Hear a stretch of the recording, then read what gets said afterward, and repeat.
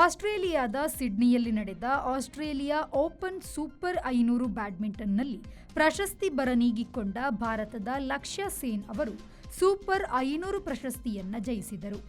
Australia open super 500 ಬ್ಯಾಡ್ಮಿಂಟನ್ನಲ್ಲಿ ಭಾರತದ ಲಕ್ಷ್ಯ ಸೇನ್ ಅವರು ಫೈನಲ್ನಲ್ಲಿ ಜಪಾನಿನ ಯೂಶಿ ತನಕಾ ಅವರನ್ನು ನೇರ ಸೆಟ್ಗಳಲ್ಲಿ 21-15, 21-11 ಅಂಕಗಳಿಂದ ಸೋಲಿಸಿ ಗೆದ್ದರು. ಉತ್ತರಾಖಂಡದ ಅಲ್ಮೋರಾದವರಾದ ಲಕ್ಷ್ಯ ಸೇನ್ 38 ನಿಮಿಷಗಳಲ್ಲಿ ಫೈನಲ್ ಮುಗಿಸಿ 2025ರ ಪ್ರಶಸ್ತಿಯ ಬರವನ್ನ ನೀಗಿಸಿಕೊಂಡರು. 2024ರ ಪ್ಯಾರಿಸ್ ಒಲಿಂಪಿಕ್ಸ್ನಲ್ಲಿ 4ನೆಯ ಸ್ಥಾನ ಪಡೆದಿದ್ದ ಲಕ್ಷ್ಯ ಸೇನ್ ಮುಂದೆ 1.5 ವರ್ಷಕ್ಕೂ ಹೆಚ್ಚು ಕಾಲ ಪ್ರಶಸ್ತಿ ಬರ ಕಂಡರು. ಈ ವರ್ಷಾರಂಭದಲ್ಲಿ ಗಾಯದ ಸಮಸ್ಯೆಯೆಂದು ವಿಘ್ನಗಳೇ ಹೆಚ್ಚು. ಆದರೂ ಕೂಡ 2025ನ್ನು ಪ್ರಶಸ್ತಿಯೊಡನೆ ಮುಗಿಸುತ್ತಿರುವುದು ಸಂತಸ ತಂದಿದೆ ಎಂದು 24ರ ಪ್ರಾಯದ ಅವರು ಪ್ರಶಸ್ತಿ ಸ್ವೀಕರಿಸಿದ ಬಳಿಕ ಹೇಳಿದರು.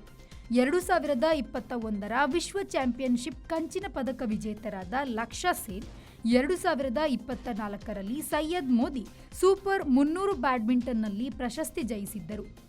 ಹಾಂಗ್ಕಾಂಗ್ ಸೂಪರ್ 500ರಲ್ಲಿ ಫೈನಲ್ ತಲುಪಿದರೂ 2ನೆಯವರಾಗಿದ್ದರು. Bureau report, V4 news, Sydney.